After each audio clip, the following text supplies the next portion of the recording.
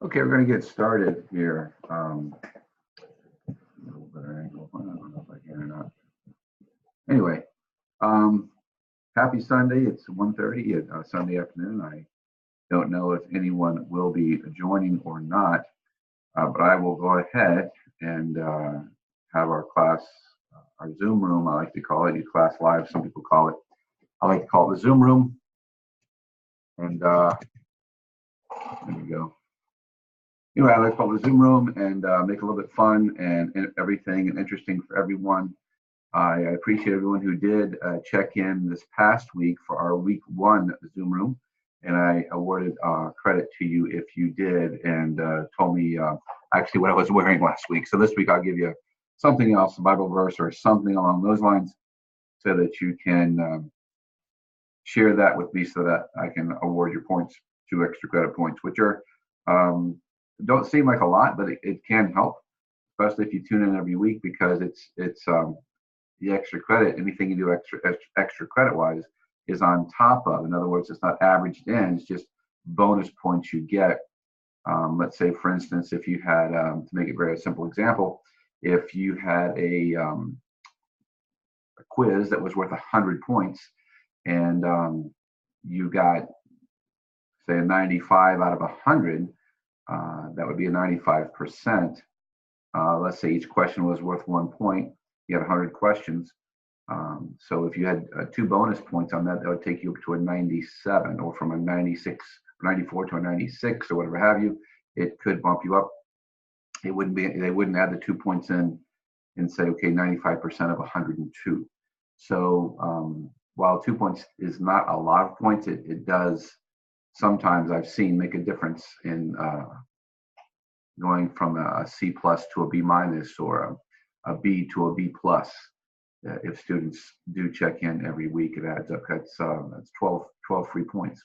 Anyway, more importantly, let's get into the topic of the week. Does education predict performance? I'm hoping that, or I imagine at least, that most of you are saying that it does,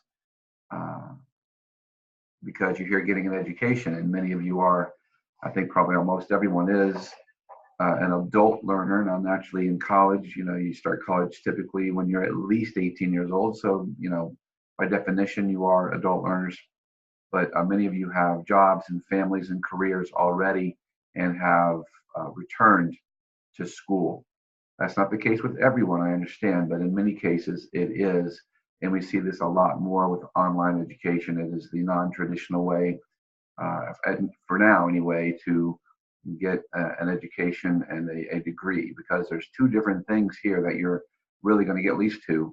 One is an education, that is what you learn, and the other is the degree or the credentials. Oftentimes in the field of education or in the field of in nonprofit organizations, you must have, and some for-profit organizations as well, but nonprofits especially, you'll see that qualifications to get a certain job or to get a certain promotion requires certain credentials, whatever that may be. A lot of times it is a college degree. Sometimes it is a associate's degree. I work for a few different educational organizations. One of them is Broward Schools, which is where I'm at today on Sunday. And several, but one of the jobs that comes to mind that requires an associate's degree, that's typically 60 college credits from an accredited university, is an aftercare supervisor. You have to have that. And then to be to work with kids in a group, you have to have a bachelor's degree. So that's just one example. Oftentimes, like for the Red Cross or for Salvation Army or Goodwill, management jobs require you to have those credentials. Other for-profit companies require different credentials. I had a class, I have a class right now, actually on campus class at another university, and the student there has what she calls her SHRM. You may not be familiar with that. It's a human resources certification. It's not easy to get it. It's equivalent sort of to a master's degree in human resources. So that carries a lot of weight in that field. So yeah, does education predict performance? Well, Credentials help you get certain jobs. Does education predict performance? Typically, the answer is good news. It typically does. Now, there's a lot of perhaps reasons for that. Does education cause better performance, or is there just a correlation? In other words, people who pursue higher education probably would be pretty good workers anyway. That kind of makes sense, doesn't it? And that's why we can say with some confidence, along with some of the research that's been done, which is in your slides. We'll skip ahead a little bit. I won't get too much into that, but you can see that from the evidence, people who have more education typically do perform better in their job. So let's get into that a little bit more. Let me see if I can do it this way. Or maybe not. So I have to click down here.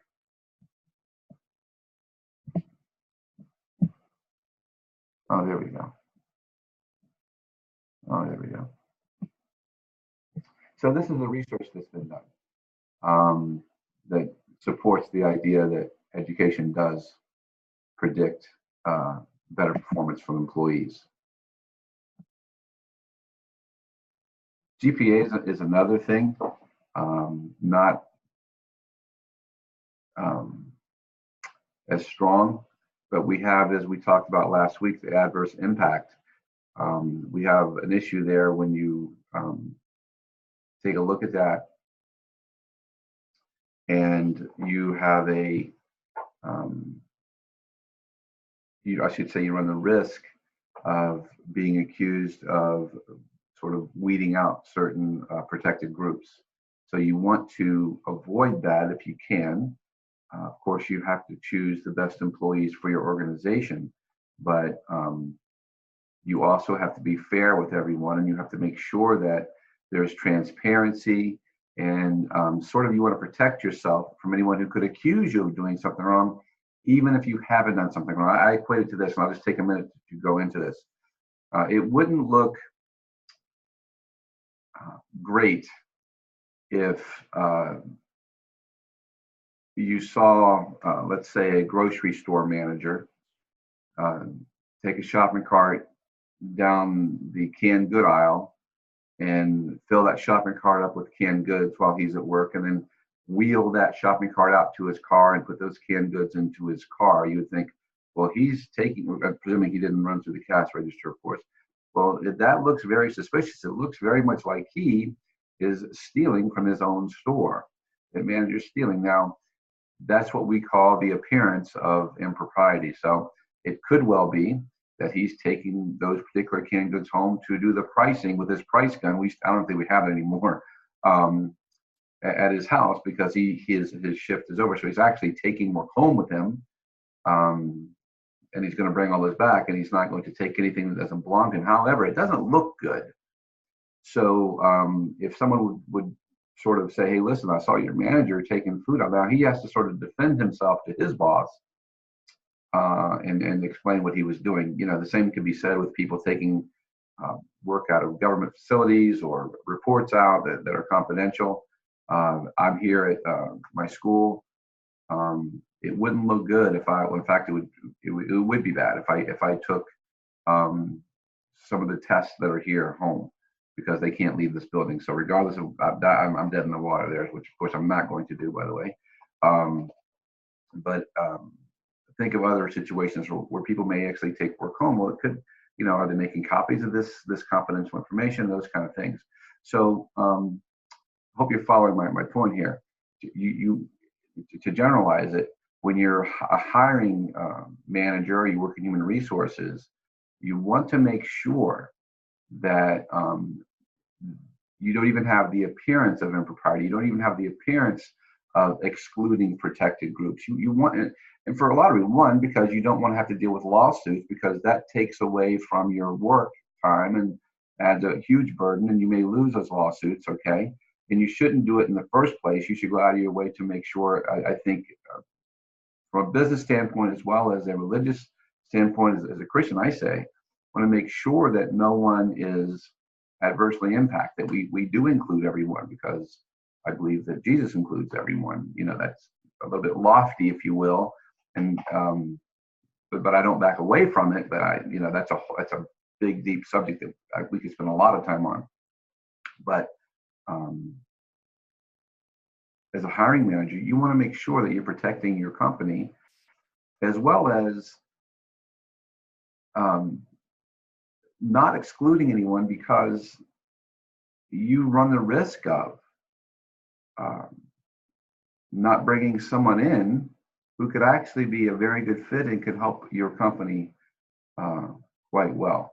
So I'll sort of stop my pontification there.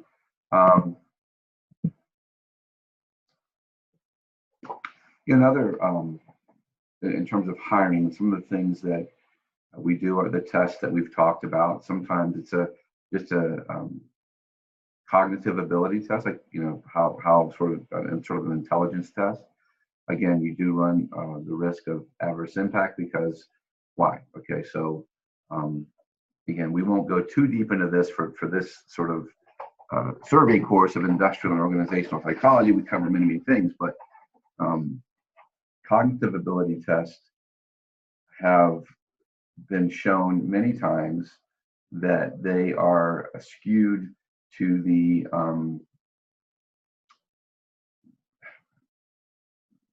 non-protected group. In other words, sort of the empowered group, if you will, the Europeans, the people who have sort of held the status. There's a lot of research that says people from different socioeconomic status, different races, different ethnicities, do not perform as well on many of the cognitive ability tests, not because they're not as smart, but because the test is biased to certain racial and ethnic groups in favor of, not intentionally. People sort of don't, some could be, I suppose, but for the most part, it's not intentional, but it's subtle. And it's because most of these tests are developed by people in the sort of the power group. So that's a whole other very deep topic that we will not have time to get into, but the evidence is there that minority groups typically don't do as well. And it's not because they don't have the cognitive ability or acumen as others. It just means the test has shown to be skewed in favor of the sort of power group. So that's where you run the risk of that. If you are hiring and you give everyone an IQ test, okay, well, someone can actually point out things that we know. No statistician, no psychologist, no researcher is going to deny that those tests are skewed. So, I'm not saying you can never use them. I'm just saying that you need to be careful when you do. Aptitudes in terms of job-related knowledge, okay, that's something that you can use. And again, using a battery of tests, you're always better. Using a personality test along with maybe a cognitive ability test along with an aptitude test specific for that job. If it's a trade, plumbing, mechanics, truck driving, something like that, is important. In education, in Florida and in Broward County and anywhere in Florida, and most states have something very similar. You have to pass a subject knowledge test and a general knowledge test in order to be licensed, get your teaching certificate, if you will. So I had to pass several of them to work for Broward County Schools. Universities don't typically, they trust your credentials. Thank you for graduate degree and things such as that. So and they're very specific in terms of whatever your subject area is, whether it's guidance and counseling, whether it's history, mathematics, English, reading, whatever it might be. So you have to pass that in order to get your certificate, and you have to have a certificate in order to teach. So they're used very widely. There's just in Broward County alone, there are over 20,000 teachers, I think it is now. 30,000 employees for Broward County Schools. So about 8,000 employees that are not certified teachers. Those are secretaries, human resource people, various people like that. So so those work. So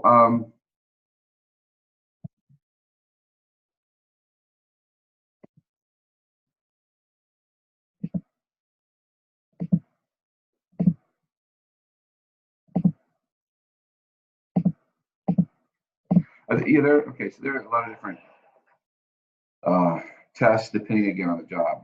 I mentioned in one of the posts that a friend of mine years ago, and I actually went with him to this. There's a big auditorium down in Miami Beach. Miami Beach, especially at that time, this is back over 20 years ago, well over 20 years ago.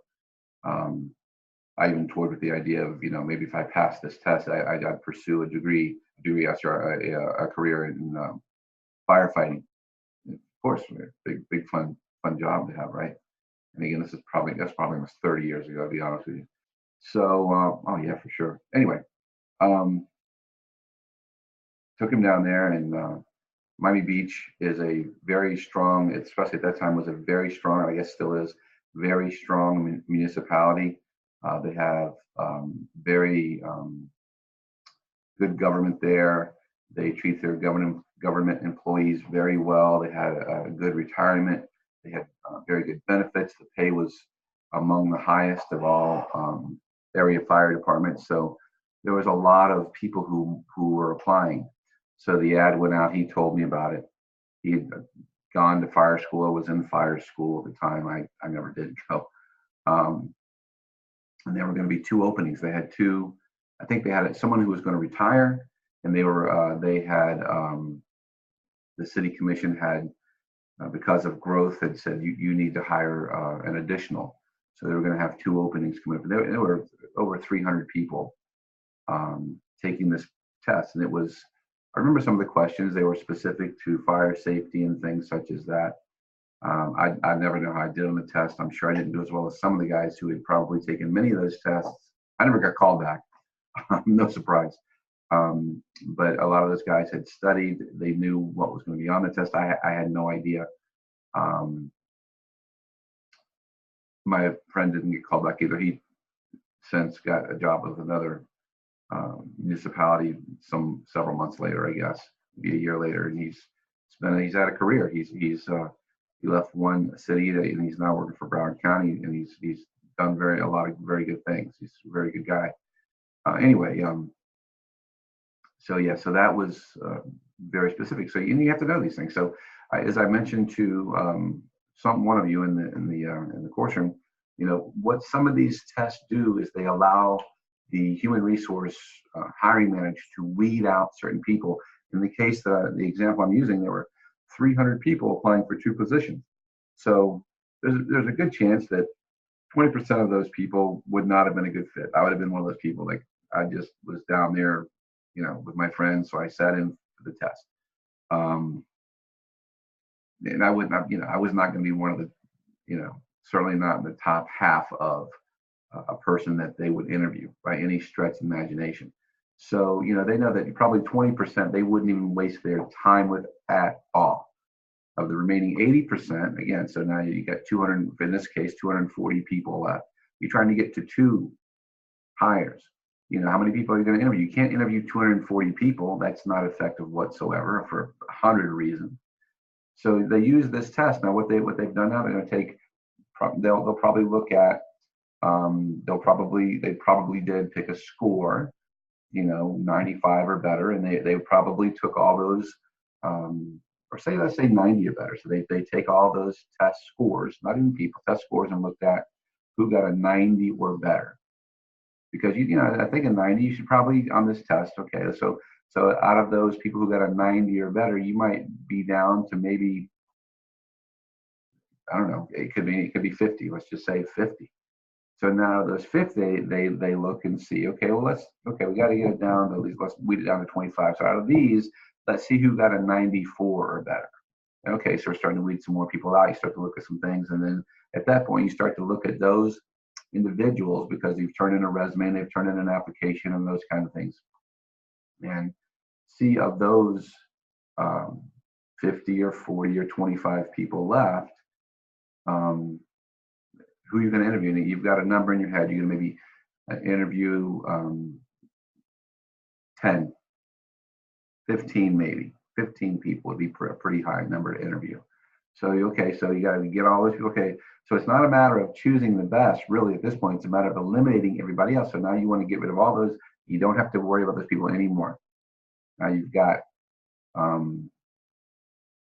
let's say let's say you're going to interview 15, you have 20 of these from the test and their application and their resume, and you probably have a score for all those things, and you start calling from what looks like your number one applicant on down. Because if you want to interview 15, you might have 20 there, because 5 might say, you know what, I don't really need the job. I changed my mind, or I just wanted to I was just testing the waters, whatever have you. So then you get it to 15, and then you have them in for that initial interview. And then you have, out of that, you might eliminate 5 or 8 people. Then you invite, 7, 8 people, 6, 7, 8 people back for a second interview, and then probably a third interview to narrow it down and get your top 2 people. So, from 300, so again, it's, and I made the example or the analogy to universities. Let's say a very high-end, very sought-after university, an Ivy League school like a Harvard or Brown or Penn or Yale, these universities that get 10,000 freshman applications every year, and they've only got maybe I don't know, depending on the university, maybe 2,000 openings. They might get 15,000. So you take a test, you take an ACT or an SAT. That allows that entrance counselor to eliminate everyone who got under a certain score on their SAT or their ACT. So, because again, it's the ACT and SAT are not really good predictors of college success. We all know that. So why do they use them? I'm not saying they're not predictors at all. They're just very weak, because they have to. Otherwise, it would take 3 years to ferret through everyone's application to see who would get those, in my example, 2,000 openings, and you don't have 3 years to do that. So that's one way that colleges use those. That's not, in a similar way, companies use those. So with that, I'm going to spend the last little bit here talking about the other discussion. Well, one of the discussion questions that is before us this week, and something that some of you maybe didn't think about ever at all in your life until this week. Some of you probably thought about it in the back of your mind, didn't give it too much thought. Some of you may have actually had experience with it or thought about it or been interested in it prior to this week. And what I'm talking about is appearance. So it's a hot topic. It's a controversial topic. We know from all kinds of data, anecdotal data, as well as social science experiments that have been done, that a person's looks matter. And I'm not saying it's right by any stretch of the imagination. On the worst side of it, we have had many experiments repeated time after time where minorities, people of color, people in what we would call a protected group for employment, have gone in to inquire about renting an apartment, to be told that there are no vacancies, or to be told that we'll call you back, or any number of things. And people who have done this experiment, these folks come in with solid credit, solid employment history, high income, if you will, even dress nice. And subsequently, someone who is a person not of color, not a minority, not in what we would call a protected group, has come in to inquire and have been pretty much, okay, yeah, let me show you the apartment. This is what we got, within a matter of hours. So it's not like a new apartment became available. We know this. Again, there's no denying that this has happened. So you can sort of say, well, this may happen, when no one's looking as well. So, that's obviously not okay.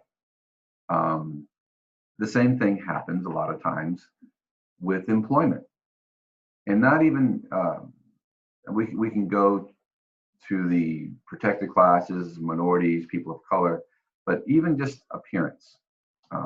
Who's dressed a certain way, who's overweight, who has a stylish haircut, clean shaven, whatever have you. So we should treat people fairly. I mean, I think that's good business, and from a Christian standpoint, that's the way it should be. But we don't always. So from a company standpoint, what really is just baffling is that we will overlook a more qualified candidate that is going to help further the mission of my organization in favor of a more attractive candidate. And again, most of the time this is not done consciously. It's part of what helps us function as a society to an extent. And if you read Robert Cialdini's work, we do have to make snap judgments all the time. So so that's an issue. Like, why would we not do what we can to get the best candidate? And I think we've probably done better in recent years. But the real lesson, I think, well, if this is something that kind of gets your goat and gets you in your crawl, and you want to do something about it, then by all means, go forth and put it out there and write a blog and do some research and read some articles and talk to your employer about it and talk to your church about it. By all means, if that's it. But one thing that I always mention that relates to this in this class and in human relations class and things like that. What one thing, if we could only take one thing from this, is when I'm out there, perhaps looking for a job or trying to work as a consultant, to get a job as a consultant for a small period of time with a company, or whether you're in applying for a job, is be aware that even though, again, it may not be okay, people are, say, judging, but evaluating you on your presence, on your dress, on your mannerisms. And that's something that you can change regardless of skin tone, regardless of age, regardless of weight. You can dress professionally. You can carry yourself a certain way. And if you have to learn this, it's a learned behavior. Some people are just naturally kind of quiet and shy. Not that you want to be boisterous necessarily, but you want to carry yourself in a manner that shows confidence, that shows that you are there to be on the team, if you will. There's a term, I used it in one of the replies. The term is professional presence. And there's actually a field of wardrobe engineering that people make a lot of money consulting. Of course, executives and higher up people, like, the CEOs of big companies, Fortune 500 companies and things like that. And so I lost the video. Oh, Donnell, I don't see you.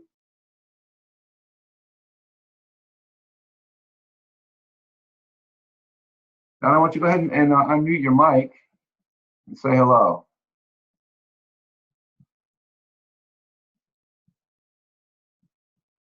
I'm actually just wrapping up.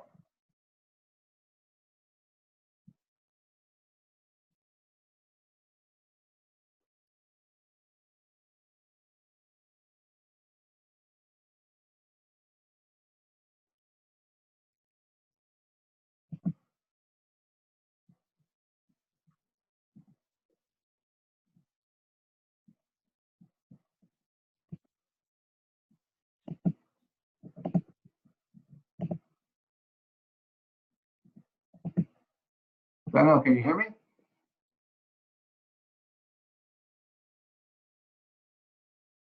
Donnell, can you hear me?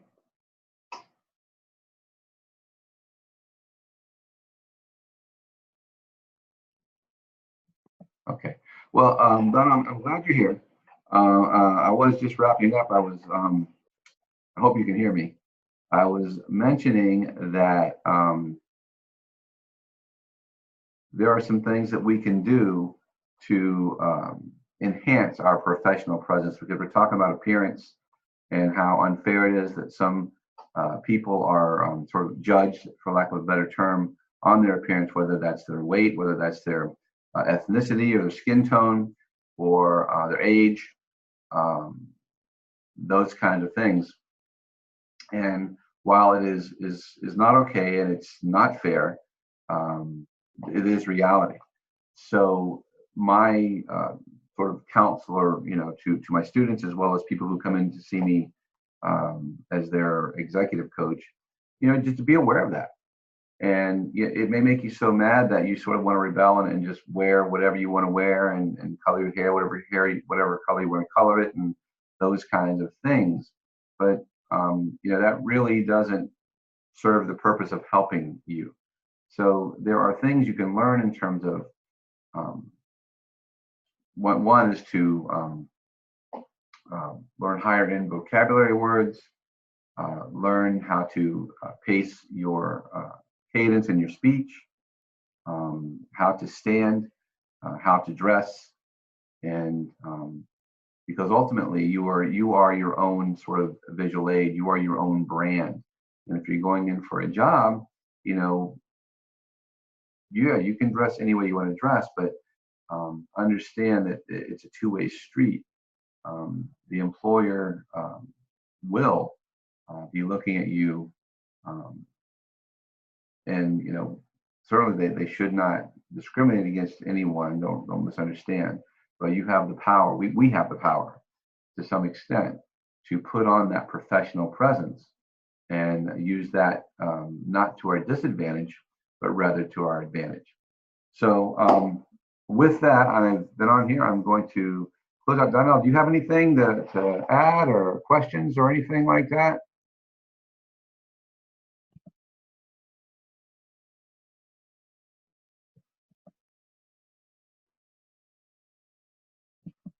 Okay.